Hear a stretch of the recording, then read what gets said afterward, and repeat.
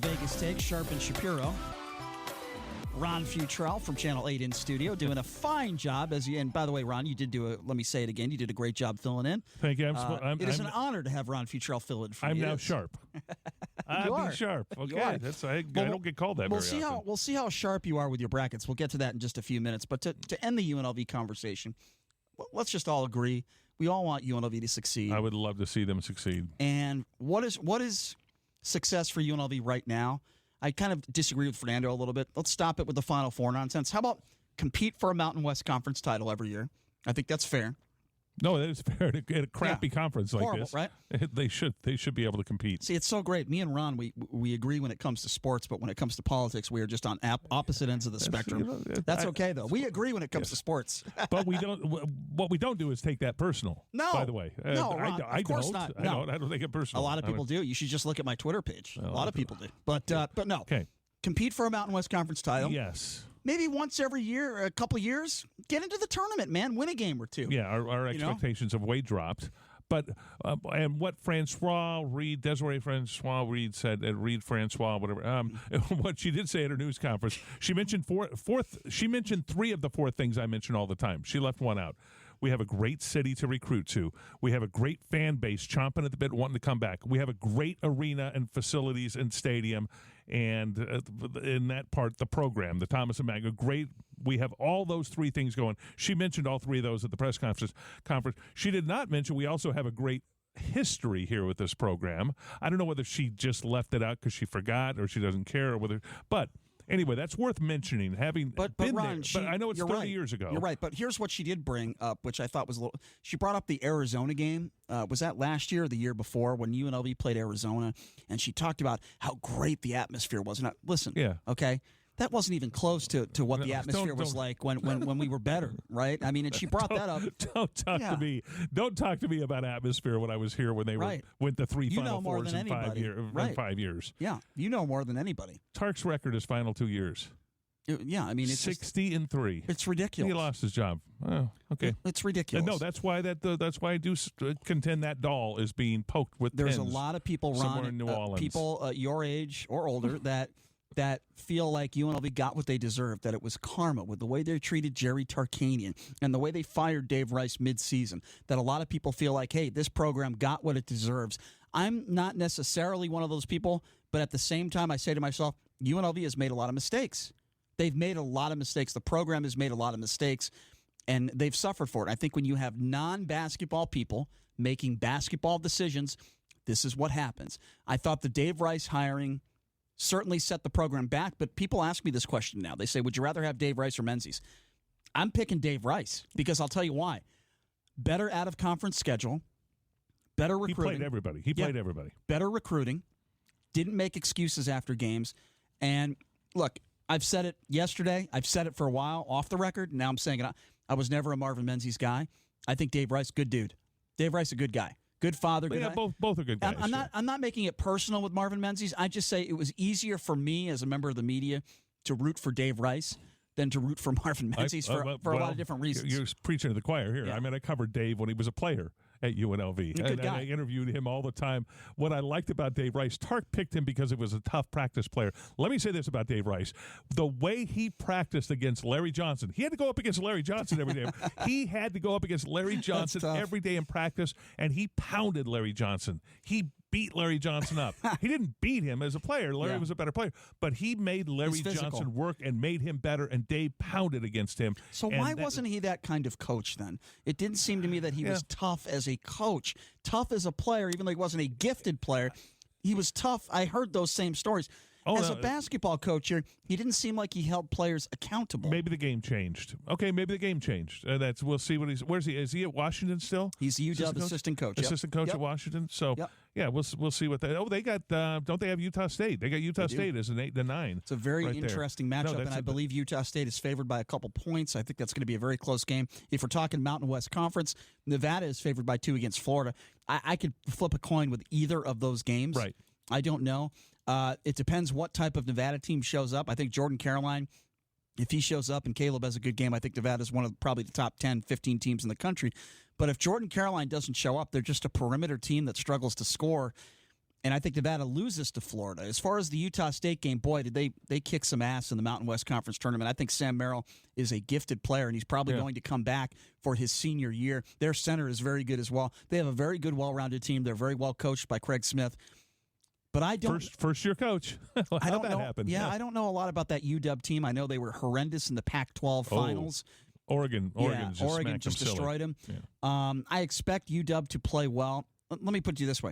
I wouldn't be surprised if both Nevada and Utah State lost in the first round. Or they could both win. And then when's the last time? Do you know this answer? I'm just thinking off the top of the head. Well, a Mountain West team won an NCAA tournament game. Well, last year. Did Nevada won one game? Nevada made it to the was it the Elite Eight or the Sweet 16? Okay. They lost to Loyola Chicago. Right. Thank you. Oh, that was the year the UMBCW 16 beat a 1. But the only other year where it was the year where before then where they had Kawhi Leonard at San Diego State and Jimmerford at BYU. Both teams made it to the Sweet 16. That's right. Yes. Yeah, that was the probably since I've been here. That was the best year of the Mountain West Conference. I think both of those teams could have made it to the Final Four. Yeah, they need to go. I'd love to see Reno do something big this year. And I know I shouldn't call them Reno. They want me to call them Nevada. Wait, no. Is it Nevada? Yeah. Okay, how do you say it? Okay, Nevada. I'd love to see both Nevada and Utah State play well this Let me year. ask you a question. Michigan State in the same side of the bracket as Duke. A lot of people are very pissed off about that. And a lot of people think Duke got an easy road to the Final Four. What do you make of that? No, I don't know. I don't think so. I like Michigan State. I think but they shouldn't be there with Duke, in my opinion. Well, nobody should probably be there with Duke this year. I mean, I don't know who's with Zion Williamson this year. Nobody. You're talking about just a fun. He is the best college basketball player I've seen play since Len Bias. Isn't he a freak? Since Len Bias. Len Bias, and he reminds me so much of him. And I saw him play his final game, his final game period. When he was with Maryland, UNLV knocked him out of the NCAA tournament down in Southern California. I remember watching him live at that game and just going, what a beast. And he would have been, we talk about Jordan as the greatest basketball player of this generation or maybe of all time. Len Bias, had he played in the NBA and not blown his brains out apparently with the cocaine the night of the draft when he was chosen by the Boston Celtics. And I hate to describe it that way, but that's how it went. Or his heart, blew his heart out, okay? He was. I thought he would have been a better player. This sounds crazy to say it, than Jordan as a pro. He was better physically. He was stronger physically. He could jump higher than Jordan, which seems crazy to say. And Jordan wasn't a great. This sounds again. You're gonna think I'm nuts. Wasn't a great college player. He became one of the greatest pros of all time. He got his body stronger. Yes, and he improved. Yes. And North Carolina, that program there with Dean Smith kept him in the North Carolina baby blue. So that being said, Len Bias was an absolute beast. He was more of the Zion Williamson mold, but Zion's even bigger than him and can do more around the basket. But Len Bias was that style of player. It's a shame that we couldn't have seen him play in the NBA, and I mean that. It would have been so much fun to watch him play. And very sad. And I remember being a Celtics fan growing up. Still am, and what happened in different circumstance, but what happened with Reggie Lewis, was extremely sad and unfortunate, and we hope that never happens again to anybody. Just a horrible situation. But in regards to Duke, in regards to what this kid can do, Zion he's a freak. He's a freak of nature. Now, how will that transcend to the NBA? I think his first year in the NBA, and it depends obviously on what team you're on.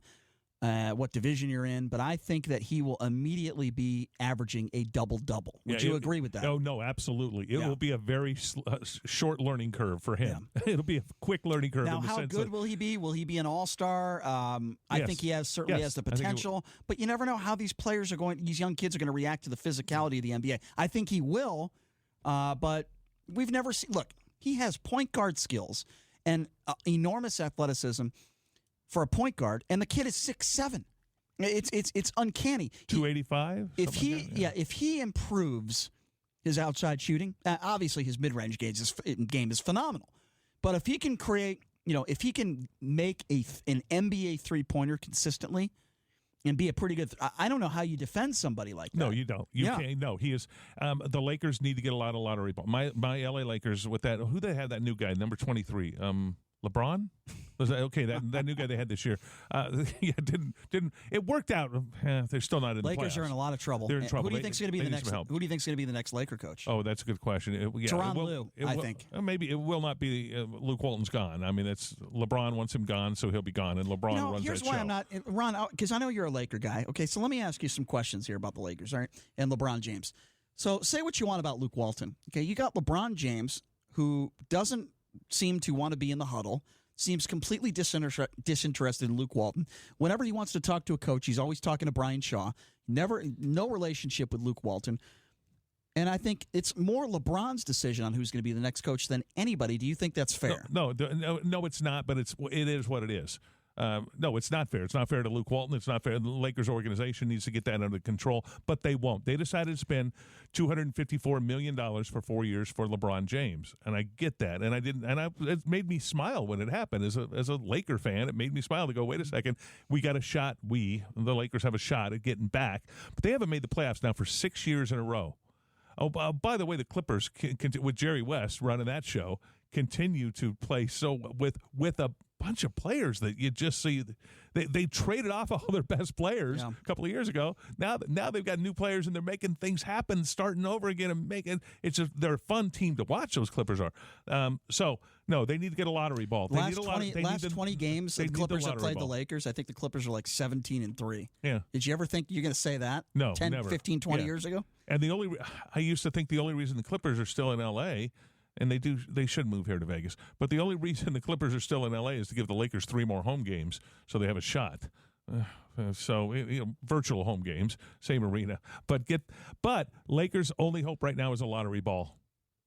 They need to get that number 1 lottery ball to take Zion, and then put those two side by side. See what happens. Did you hear Snoop Dogg's comments on the Lakers?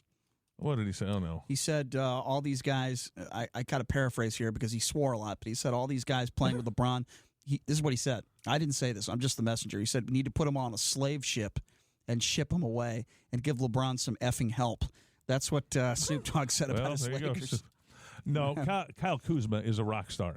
He's a great player. I think Brandon Ingram is a great talent, but I think he's soft. And come playoff time, the game is more physical, and he's not a physical player. I think he's a poor man's version of Kevin Durant, where Kevin Durant improved and he became physical. He's a physical player now, and I just don't think Ingram is that guy. I also think the Lakers made a lot of big mistakes with some of the players that they've gotten rid of, particularly this year. So I mean, I think they've made a lot of mistakes, and for what? They got rid of who's the 20-year-old kid that the Zubac. Yeah. Okay, I don't think they should have gotten rid of him. I don't think they got anything in return for him, and I thought that was a big mistake, quite frankly. Yeah, keep Kyle Kuzma. That's what one of the things. Kuzma's going to be a superstar. Keep Kuzma and get a lottery ball. Rajon Rondo is not anywhere near the player he once was. You need Ball obviously needs to be healthy. He sees the floor exceptionally well, but he's I know Jason Kidd. I'll make the argument. He's going to be like a Jason Kidd. It's going to take some work for him to shoot the ball and shoot it better. He just has a really weird shot. Can I mention this real quick and shift gears? Okay, number 1 draft picks. I'm going to do a transition here. We're talking about Zion Williamson being the number 1 draft pick clearly in the NBA this year. There's a clear number 1 pick in the NHL this year, and it's Jack Hughes. And the motto, easy way to remember Jack Hughes, lose for Hughes, lose for Hughes. I hope the LA Kings lose enough games to get enough lottery balls in there so they can get Jack Hughes, them and not the Anaheim Ducks or another team. But he is clearly above head and shoulders when you talk about the NHL draft that's in Nashville this year. He is by far the number 1 player in the NHL draft, and what the Knights are doing right now is tremendous. They will not have a shot anywhere near him because they're going to the playoffs. I mean, they may go deep again in the playoffs this year. They've been fun to watch. But Jack Hughes, number 1 pick, family's out of Florida, American kid, and he is along the lines of a Connor McDavid, Austin Matthews. He's that good. He is he's might be better.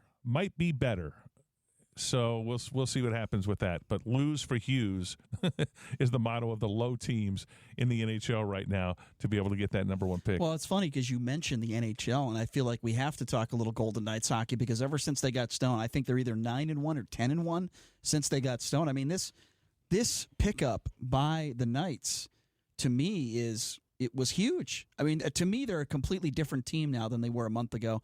I don't know what it is. I mean, obviously, we know how good of a player Stone is. He's incredible. But I just feel like the team is rallying around him a little bit, and they're just on fire. They just can't lose. What I am not one to say that they can't get back to the Stanley Cup Finals. Now, do I think they will? Probably not. But they're a very, very good hockey team. I would not want to play them in the playoffs this year. They are really good. And that's what's as San Jose and Calgary, who are above them right now because the Knights are in third in the Pacific, as they play out the rest of their season, they want to be first because they want home ice, but they also do not want to play the Knights in the first round of the playoffs, which the number one team would not play the Knights if they finish third. So that being said, there's plenty of motivation for those two talented teams to try to avoid the Knights. Now the Knights just beat the Sharks in San Jose last night. Was it 7-3? They destroyed them. 7-3. Just wiped them out. That first line has been incredible. With Malcolm Subban in net. Now, what Mark Stone has done, and I've done a lot of interviews with the players and talked to them when he first got here and everything, and it's yes, he has lifted up the team. I think it just energized the team quite a bit. These were all talented players, very good players. They were having a solid season, and when you get somebody like that coming into your locker room and coming onto the ice, it just shakes you up a little bit. And I think George McPhee, the general manager, is a genius for some of the stuff that he's been able to do and the moves he's made that have been very positive. Picking up Ryan Reeves last year because they needed more power on the ice. They needed more. They needed a tough guy, and he certainly is that. And I think he has a good balance for his toughness. I think he knows when to go and when not to go. And that Ryan Reeves, that discretion is tough in the NHL to have that. But Ryan Reeves has shown that. Plus, he scored some goals. Okay, so as an offensive player, he's done well. We talk about people that are tough to root for. I'll tell you, Reeves is an easy guy to root for. He just seems like the guy you just want to have a beer with. He's a cool guy. He makes beer. He does. I know. I talked about that on the air. That is pretty cool. But, he's an enforcer out there. But he's also has tremendous amount of speed and athleticism and eye-hand coordination. And to be an NHL player, you probably need to have all those. But it's incredible to me what happened last year. Call it whatever you want. No, it's not the miracle on ice, but the fact that an expansion team gets to the finals, the Stanley Cup Finals, to me is unheard of. It's unbelievable. The fact that they are arguably close to as good as they were last year, the way they're playing right now. Okay, you wouldn't say that mid-season, but the way they're playing right now, you could make the argument they're just as good of a hockey team right now as they were last year. Yes, they're not as high in the standings as they were because they won the Pacific going away right now last year. But the way they're playing at this moment, you're right. I like the idea that Fleury is okay. They're saying lower body injury. I hope it's a toenail. Because no, and seriously, that sort of stuff. Sort of, I'm not going to say they're being disingenuous, but it does happen sometimes in hockey where you just want to give a guy a rest for a little while, and you want to get your other two goalies up and give them some work. So they brought Max Legace up from Chicago, and Malcolm Subban's getting some work in the nets.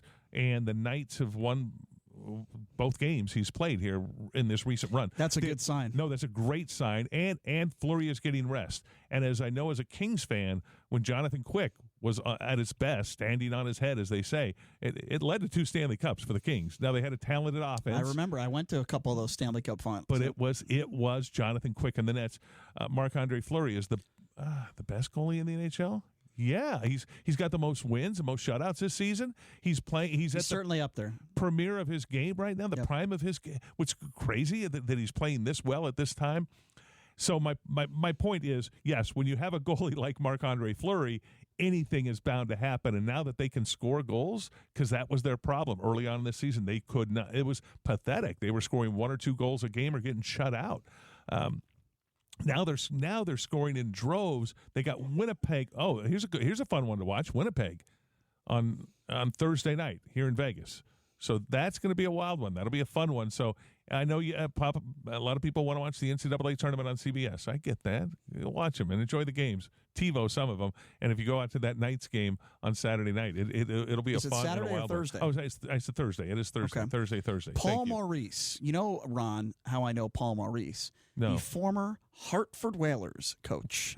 The Brass Bonanza, baby. Dun, dun, dun, dun, dun, dun, dun, dun. People have no idea what I'm talking about. I but don't I was a Hartford Whalers season ticket holder back in the day, and we had Paul Maurice, who was our coach, and he looks the same. He's aged very well. Very good coach. That is a very good hockey team. They're good. The Knights certainly took it to him in the playoffs last year, but the Hartford Whalers. You're still calling them the Hartford Whalers. The Hartford. Did I say the Hartford Whalers? Yeah. I'm sorry. The Knights took it to them. Not the Whalers. Yeah, the Whalers have been. Although the Carolina Hurricanes did have Whalers night this year. Oh, good for them. They did. They wore the Whalers jerseys. Bless them for that. That was actually very, very cool. But we only got a couple more minutes left here. But what the Knights have accomplished last year and what they're doing this year, it really is something special. It's something to admire. Obviously, the coaching staff, ownership, Foley all the way down to Turk. I mean, those guys have done it's a Class A organization. They've done an unbelievable job. They're winning NHL hockey games at a pace where I don't think anyone ever thought this would happen. And it's fun to watch. Well, it's a fun brand of hockey. And here's what it's done. And again, I'm gonna go Grandpa Ron on you here. Having been here when the Rebels were number one, and we're looking at the NCAA tournament now and thinking about March Madness and all this sort of stuff. When the Rebels were going to 3 Final Fours in 5 years and winning a national championship and just going crazy and being the team that everybody would talk about, it brought this community together. And we're a disjointed community because the casino industry, it's not the casino's industry job to unite us. Their job is to bring in tourists and make money and employ us. That I get. We haven't had a real, because we don't have a lot of history in this town, we haven't had a lot of unity, and we don't have locations we can do those sort of things. We had the Thomas and Mack and Rebel basketball, the convention center before that brought this community together. The Knights did that last year. To that, I'm very grateful that they were able to do that. I hope UNLV can do that. To wrap all this up, I hope UNLV can do it with its basketball or football program someday, can help in that unity. I'd love to see that happen. Well, obviously, we are monitoring the UNLV coaching search, the situation extremely closely, Ron, and I am hopeful that when you come in next week on Tuesday, they would have already announced who the head coach is, because I'm sure you and I can both agree every day that goes by that UNLV doesn't have somebody leading the program as a coach, it hurts the program, it hurts recruiting, it hurts everything. So, Ron, as always love it when you come in, my man. My pleasure. Thank you for filling in for me last week. And good luck on your bracket. Hold on. Kansas State is a 4 against UC Irvine, the 13. I better go Kansas State. That's a tough one, man. That's a tough one. I'm going Gonzaga to win it all. I'm going the Pac. Let's see, the Big Ten to play well this year. I like Big Ten. You have to bet conferences and coaches. That's what I do in the NCAA tournament. Ron, always a pleasure having you on. Great job as always. Thank you. I appreciate it. And thank you, everybody, for the phone calls. And thank you to Justin Hawkins for taking some time to join us as well. Check us out on Twitter at The Vegas Take. If you miss anything, we post our shows on there, and SoundCloud, The Vegas Take page. Thanks for joining us, everybody. Ken Thompson coming up next on 5 FM 720 AM KDWN.